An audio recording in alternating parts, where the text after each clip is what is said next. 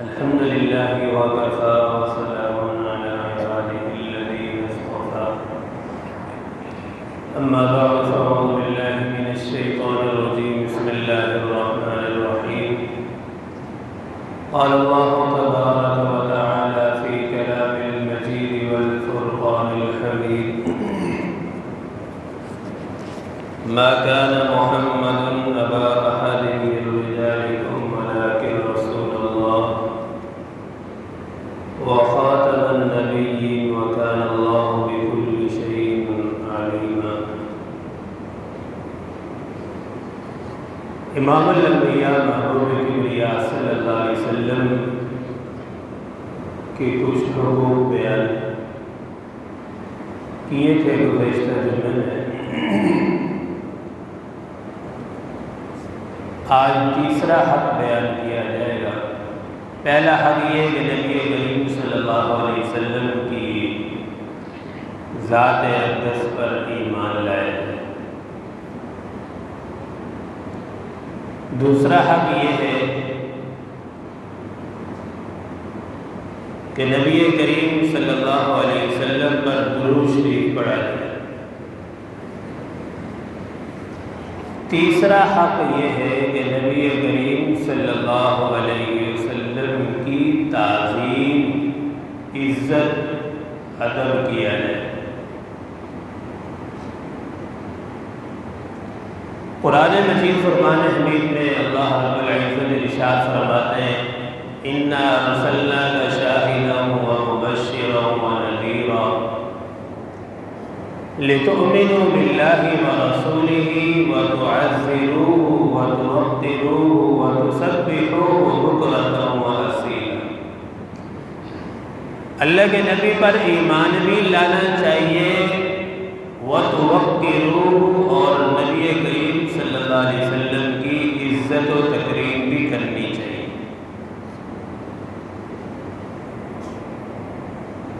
دوسری جگہ اللہ رب العزت ارشاد فرماتے ہیں یا ایھا الذین آمنوا لا تقدموا بین یدی اللہ ورسولہ، کہ اے ایمان والو اللہ اور اس کے رسول سے آگے نہ بڑھو۔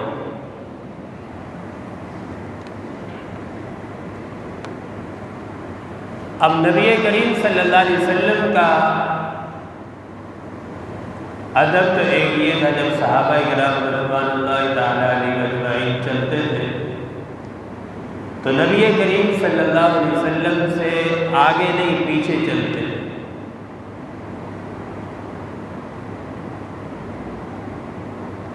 اور تیسری جگہ اللہ رب العزت ارشاد فرماتے ہیں یا ایھا الذین آمنوا لا ترفعوا اصواتکم فوق صوت النبی ولا تجهروا له بالقول كجهر بعضكم لبعض ان تحبط اعمالكم۔ اے ایمان والو اپنی آوازوں کو پست رکھو،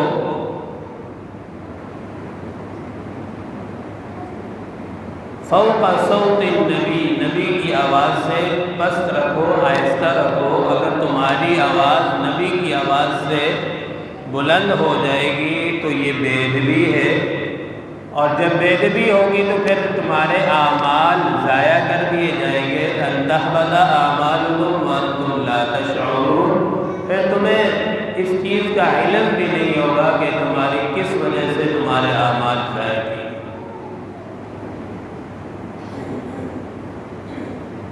اب یہ ادب جب نبی کریم صلی اللہ علیہ وسلم حیات تھے، زندگی مبارک میں صحابہ کرام نے ایسا ادب کیا۔ بعض صحابہ کرام تو ایسے تھے کہ ان کی آوازیں بہت اونچی تھیں۔ جب یہ آیت نازل ہوئی، نازل ہونے کے بعد وہی صحابہ اتنی پست آہستہ آواز میں بات کرتے تھے کہ ان سے پوچھنا پڑتا تھا تھوڑا زور سے بولو کیا کہہ رہے ہیں۔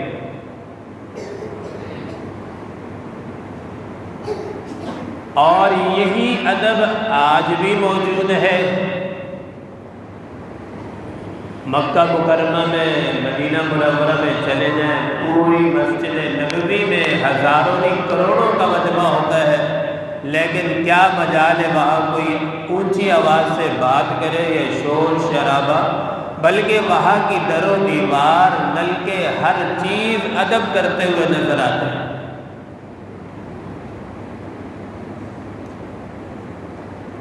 اور اس دور میں بھی ظاہر سے بات ہے ہر امتی جہاں بھی ہو اس پر بھی یہ ادب لازمی ہے۔ کیسے؟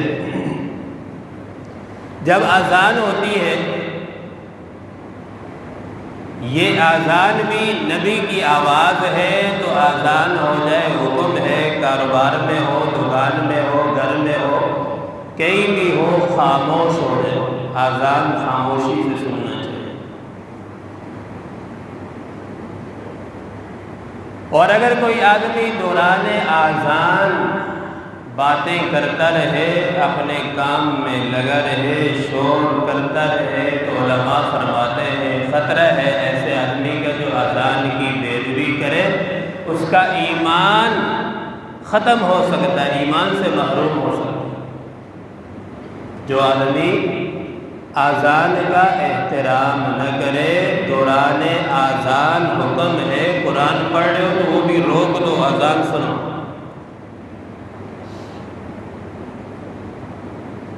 اس لیے علماء فرماتے ہیں اگر اذان کے دوران باتیں کرتا رہے بندہ تو خطرہ ہے کہ اس کا ایمان نکل جائے اور ایمان سے محروم کر دیا جائے۔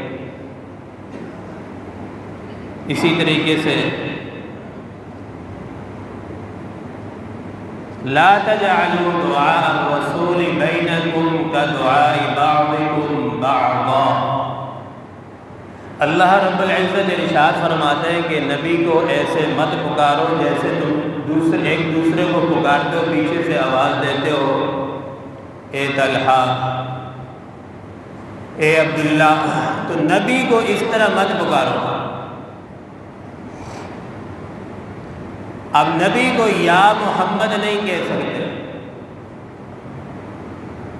اب پورا قرآن اٹھا کر دیکھے، اللہ رب العزت نے تمام انبیاء کرام کا جہاں بھی تذکرہ فرمایا، قرآن میں کتنے انبیاء کا تذکرہ فرمایا، ہر نبی کو کسی کو کہا یا ایھا النبی واذکر ابراہیم و اسماعیل، آدم، نوح، سارے انبیاء کا اللہ نے نام لے کر پکارا، لیکن پیارے آقا کا جہاں بھی تذکرہ آیا تو نام نہیں لے، فرمایا یا ایھا الرسل، یا ایھا المزمل، یاسین، طٰہٰ، پورا قرآن اٹھا کے دیکھے اللہ نے بھی خود جو ہے اپنے پیارے محبوب کو نام سے کبھی نہیں پکارا، کبھی کہا طٰہٰ، یاسین، یا ایھا المزمل، یا ایھا المدثر۔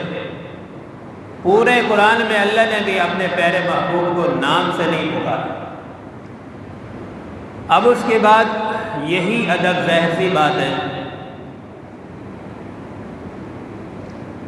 اللہ تعالیٰ نے انبیاء کو جو وراثت دی ہے وہ علم کی وراثت ہے، پھر یہی علم کی وراثت جو ہے انبیاء علیہ السلام نے اپنا وارث جو بنایا ہے وہ علماء کرام کو بنایا۔ علماء فرماتے ہیں جو انبیاء کے وارث ہے ان کا ادب بھی یہ لازمی ہے کہ کسی بھی عالم کو اگر وہ جا رہا ہو تو پیچھے سے آواز مت دے کہ وہ فلاں صاحب، مولوی صاحب، پیچھے سے آواز دینا یہ جہالت کے کام ہے، بے ادبی ہے۔ آپ چلے جائیں، آگے سے جا کر سلام کریں، مصافحہ کریں، یا آگے سے جو بات کہنی ہو جا کر کہیں ادب کے ساتھ۔ ظاہر سی بات ہے بے ادب، بے نصیب، بے ادب جو ہوتا ہے نا وہ محروم کر دیا جاتا ہے۔ دین جو ہے نا، حدیث مبارکہ میں پیارے آقا نے فرمایا الدین کلہ ادب، دین سارا کا سارا ادب ہے۔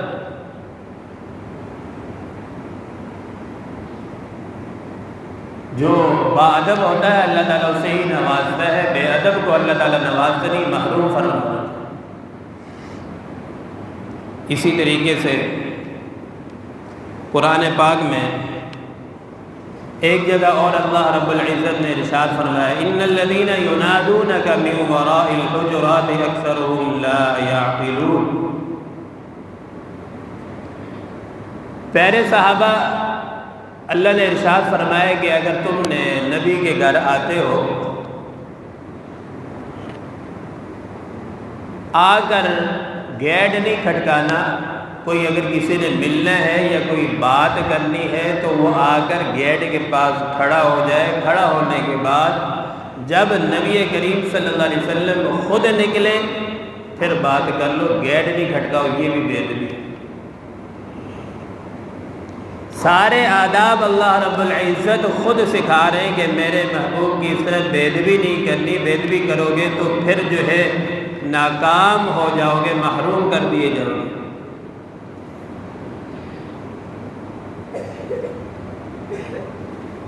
ایک مشہور واقعہ ہے مسجد نبوی کا.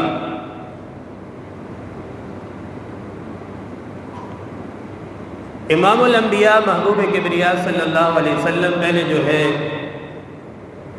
ایک ٹہنی کا سہارا لے کر خطبہ ارشاد فرماتے ہیں. بعد میں صحابہ کرام نے ایک ممبر بنوا لیا. ممبر کے 3 درجات، پہلی سیڑھی، دوسری، تیسری.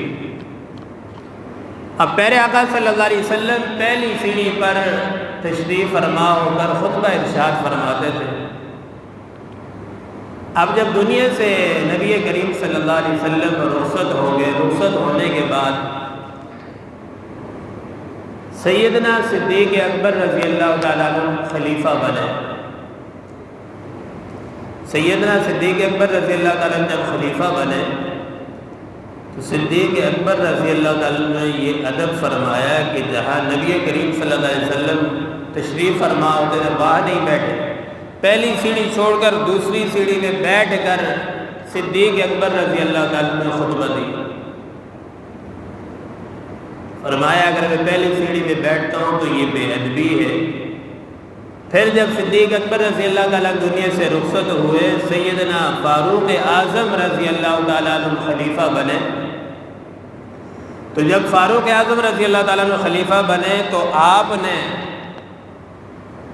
جہاں صدیق اکبر رضی اللہ تعالیٰ عنہ دوسری سیڑھی میں بیٹھتے تھے وہاں نہیں بیٹھے، تیسری سیڑھی میں بیٹھے. فرمایا یہ بے ادبی ہے. جہاں صدیق اکبر بیٹھ کے خطبہ دے وہاں میں بیٹھوں یہ بے ادبی ہے. تیسری سیڑھی میں بیٹھ کے خطبہ دیا.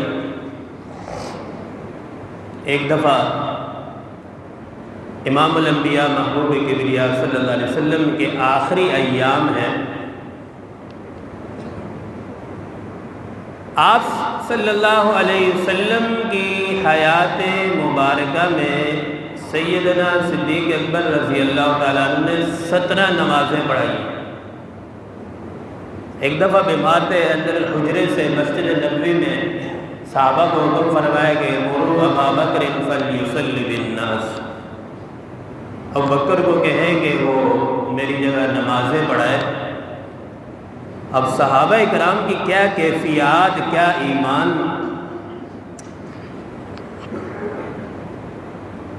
صدیق اکبر رضی اللہ تعالیٰ ہمت کر کے جب حضور موجود ہو تو کس کی جرأت نماز پڑھے. صدیق اکبر رضی اللہ تعالیٰ ہمت کر کے مصلی پہ تشریف لے آئے تو حضور صلی اللہ علیہ وسلم بیماری کے عالم میں ہے. آخر میں درمیان میں نماز ہو رہی ہے تو نبی کریم صلی اللہ علیہ وسلم بھی تشریف لے آئے نماز پڑھنے کی. صدیق اکبر رضی اللہ تعالیٰ کو محسوس ہو گیا کہ حضور آ چکے ہیں نماز پڑھنے کے لیے. تو سیدنا صدیق اکبر رضی اللہ تعالیٰ آہستہ آہستہ پیچھے ہونے لگے. حضور صلی اللہ علیہ وسلم نے ارشاد فرمایا رک جاؤ، مصلی پر پڑھاؤ نماز. لیکن پھر بھی ہمت نہیں ہوئی. آہستہ آہستہ آہستہ آپ صلی اللہ علیہ وسلم کے لیے صدیق اکبر پیچھے ہو گئے. نماز کے بعد آپ صلی اللہ علیہ وسلم نے فرمایا کہ صدیق میں نے آپ کو کہا تھا کہ کھڑے ہو جا، آپ پھر بھی پیچھے کیوں آ گئے؟ صدیق اکبر نے فرمایا کہ حضور آپ کے ہوتے ہوئے ہماری کہاں ہمت کی ہم نماز پڑھائیں.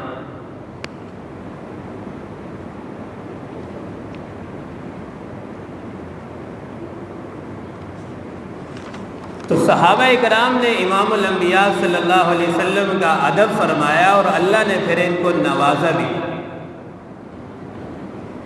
ایک دفعہ نبی کریم صلی اللہ علیہ وسلم تشریف لے جا رہے تھے تو 2 گروپ آپس میں تیر اندازی کر رہے تھے. آپ صلی اللہ علیہ وسلم ان کے پاس رک گئے اور فرمایا کہ ایک گروپ کے ساتھ فرمایا کہ میں آپ کے ساتھ ہوں، اور دوسرے گروپ کو فرمایا کہ ہمارا آپ کے ساتھ مقابلہ ہوگا۔ جب دوسرے گروپ نے سنا، انہوں نے کہا ہم پہلے سے یا رسول اللہ ہم ہار چکے ہیں، جب آپ ان کے ساتھ ہیں پھر کیا مقابلہ ہوگا؟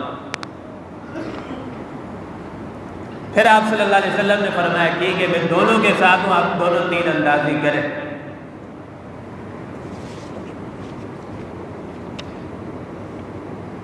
حضرت ابو ایوب انصاری رضی اللہ تعالیٰ عنہ میں ایک بڑے خوش نصیب صحابی ہیں۔ مدینہ منورہ میں جب نبی کریم صلی اللہ علیہ وسلم مکہ مکرمہ سے ہجرت فرما کر مدینہ منورہ تشریف لے گئے تو جہاں پہلے قیام فرمایا ابو ایوب انصاری کے گھر میں قیام فرمایا۔ ابو ایوب انصاری رضی اللہ تعالیٰ عنہ کا 2 منزلہ گھر تھا، تو آپ صلی اللہ علیہ وسلم کو نیچے والی منزل میں ٹھہرا دیا اور خود اوپر تشریف لے گئے۔ جب اوپر تشریف لے جانے کے بعد حضرت ابو ایوب انصاری رضی اللہ تعالیٰ عنہ کو خیال آ گیا کہ یار یہ بے ادبی ہے، نیچے والی منزل میں حضور اور اوپر والی منزل میں سو جاؤ، یہ بہت بے ادبی ہے۔ اب انہوں نے سوچا کہ اب جا کر نیچے حضور کو جگاؤں، یہ بھی بے ادبی ہے۔ اب انہوں نے رات پوری جو ہے نا سوئے نہیں ہے۔ حضرت ابو ایوب انصاری جب صبح ہوئی تو حضور صلی اللہ علیہ وسلم کے پاس تشریف لائے، اور اوپر والی منزل میں کسی درمیان والی جگہ میں کھڑے بھی نہیں ہوئے کہ نیچے حضور ہیں، اگر کہیں کھڑا بھی ہو جاؤں تو بے ادبی ہو جائے کہ حضور نیچے میں اوپر ہو جائے۔ دیوار کے ساتھ چپک کے سیم کے کھڑے ہو پوری رات گزاری، صبح تشریف لائے، حضور صلی اللہ علیہ وسلم سے فرمانے لگے یا رسول اللہ آپ اوپر تشریف لے جائیں، نیچے آپ کے لیے بے ادبی ہے، میں نیچے رہوں گا، آپ اوپر تشریف لے جائیں۔ صحابہ کرام نے کیسے ادب کیا آپ صلی اللہ علیہ وسلم کا، پھر اللہ تعالیٰ نے کامیاب بھی فرمایا۔ بات کو سمیٹ رہا ہوں۔ مولانا قاسم نانوتوی رحمۃ اللہ علیہ کے لیے ایک آدمی نے کپڑا لے کر آئے مدینہ منورہ سے،